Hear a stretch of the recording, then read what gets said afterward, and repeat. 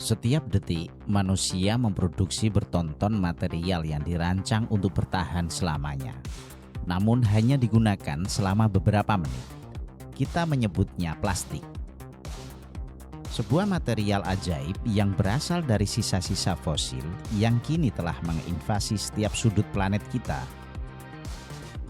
Dari puncak Everest hingga palu terdalam Mariana, plastik tidak pernah benar-benar pergi. Ia hanya hancur menjadi partikel mikroskopis yang kini mengalir di dalam darah kita. Hari ini di Floralogia, kita akan membedah sebuah janji besar dari dunia botani, bioplastik. Bisakah tumbuhan, makhluk yang tumbuh dari matahari dan air, menggantikan dominasi minyak bumi dalam industri kemasan? Apakah tumbuhan mampu menghadapi ledakan kebutuhan pangan global saat ini? Ataukah ini hanya sekedar mimpi yang mustahil? Kita akan menelusuri sejarah, sains, dan kenyataan pahit di balik revolusi bahan organik ini. Arkeologi material, sejarah yang terlupakan. Banyak orang mengira plastik berbahan tumbuhan adalah teknologi baru. Kenyataannya, plastik pertama di dunia justru berasal dari tumbuhan. Pada pertengahan abad ke-19, sebelum minyak bumi berkuasa, ilmuwan menciptakan seluloid, plastik yang terbuat dari selulosa kapas. Bahkan Henry Ford pada tahun 1941 pernah membuat mobil yang bodinya terbuat dari serat rami dan kedelai. Ia ingin membuktikan bahwa pertanian dan industri bisa berjalan beriringan. Namun, sejarah berbelok ke arah yang salah. Setelah Perang Dunia II, industri minyak bumi menawarkan sesuatu yang tidak bisa ditolak, harga yang sangat murah dan daya tahan yang abadi. Tumbuhan disingkirkan. Kita memilih material yang tidak bisa dicerna oleh alam demi efisiensi ekonomi. Selama 7 dekade, kita hidup dalam era plastik fosil. Sekarang ketika bumi mulai tersedak oleh polusi ini, kita terpaksa membuka kembali catatan sejarah lama dan belajar kembali bagaimana cara mengubah serat tumbuhan menjadi struktur yang kuat. Laboratorium alam. Bagaimana tumbuhan menjadi plastik? Mari kita bicara teknis. Bagaimana mungkin sebatang singkong atau sebutir jagung bisa berubah menjadi botol minuman yang keras? Rahasianya ada pada polimer alami. Ada 2 jalur bahan utama yang digunakan dalam industri saat ini, PLA dan PHA. PLA dibuat dengan cara mengekstrak padi dari tumbuhan seperti jagung, singkong, atau tebu. Pati ini difermentasi oleh bakteri untuk menghasilkan asam laktat yang kemudian dirangkai menjadi rantai panjang plastik. Sementara itu, PHA jauh lebih canggih. Ini adalah lemak yang dihasilkan oleh bakteri di dalam tubuh mereka setelah memakan gula dari tumbuhan. PHA adalah plastik yang benar-benar alami. Jika ia jatuh ke laut, mikroba laut akan mengenalinya sebagai makanan dan memakannya habis dalam hitungan bulan. Ini adalah keajaiban botani yang sedang kita kembangkan. Material yang memiliki performa seperti plastik fosil, namun memiliki kode genetik yang bisa dibaca dan diurai kembali oleh alam. Analisis perbandingan, kelebihan dan jebakan greenwashing. Kelebihan utama bioplastik adalah jejak karbonnya yang rendah.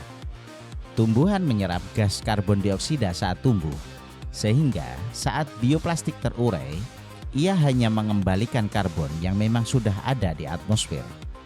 Namun kita harus lugas di sini. Tidak semua yang berlabel bio itu baik. Banyak produk di pasar berlabel biodegradable, namun sebenarnya hanya plastik biasa yang dicampur bahan kimia agar hancur lebih cepat menjadi mikroplastik. Ini adalah jebakan greenwashing. Selain itu, sebagian besar bioplastik seperti PLA hanya bisa hancur jika dimasukkan ke dalam mesin komposter industri dengan suhu 60 derajat Celcius. Jika ia dibuang sembarangan ke laut, ia akan tetap bertahan di sana selama bertahun-tahun. Kita tidak bisa hanya mengganti materialnya, kita harus mengubah sistem pengolahan sampahnya. Tanpa infrastruktur kompos yang benar, bioplastik hanyalah plastik versi mahal yang tetap merusak ekosistem.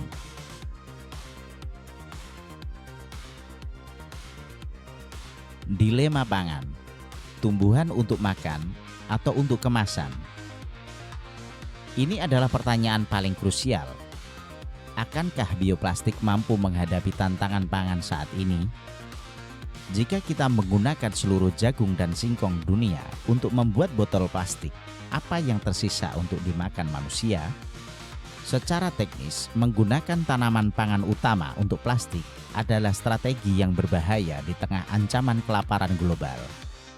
Namun solusinya mulai muncul dari generasi kedua. Kini kita beralih ke limbah pertanian, kulit udang, sisa jerami padi, ampas tebu, hingga rumput laut.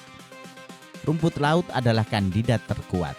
Ia tumbuh sangat cepat, tidak butuh tanah subur, tidak butuh air tawar, dan tidak butuh pupuk kimia.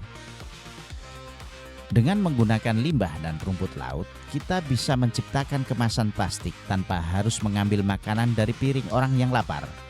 Ini adalah sinkronisasi yang harus dilakukan industri jika ingin bioplastik menjadi solusi yang etis.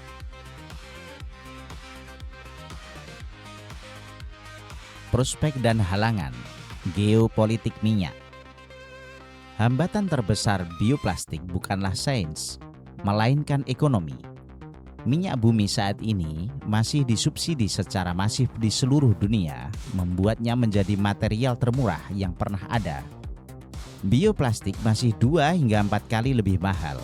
Selama harga polusi tidak dimasukkan ke dalam harga plastik fosil, bioplastik akan sulit bersaing di pasar bebas. Selain itu, ada lobi industri minyak bumi yang sangat kuat. Mereka melihat bioplastik sebagai ancaman bagi masa depan bisnis mereka. Namun, regulasi global mulai berubah. Larangan plastik sekali pakai di Eropa dan beberapa wilayah Asia memaksa perusahaan besar untuk berinvestasi pada tumbuhan. Prospeknya ada pada skala ekonomi.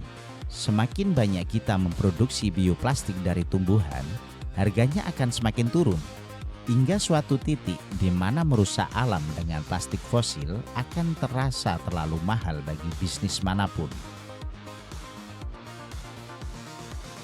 Kedaulatan di atas serat. Sebagai kesimpulan, tumbuhan memiliki potensi penuh untuk mengakhiri tirani plastik fosil. Namun, bioplastik bukan peluru perak yang bisa menyelesaikan masalah sampah dalam semalam. Ia adalah bagian dari perubahan besar cara kita memandang material. Kita harus kembali ke prinsip alam, di mana tidak ada yang terbuang sia-sia. Dan setiap akhir adalah awal bagi kehidupan yang baru. Kita telah hidup dalam era plastik yang merusak. Sekarang, saatnya kita memasuki era bio yang menyembuhkan. Masa depan kita tidak lagi digali dari sumur minyak yang gelap, melainkan tumbuh di bawah sinar matahari, berakar di tanah, dan menari di dasar samudra. Terima kasih telah menyimak analisis ini. Saya, narator Anda di Flora Logia. Teruslah menjaga akar peradaban kita, karena setiap helai daun adalah jawaban bagi tantangan zaman. Sampai jumpa di catatan rahasia alam berikutnya.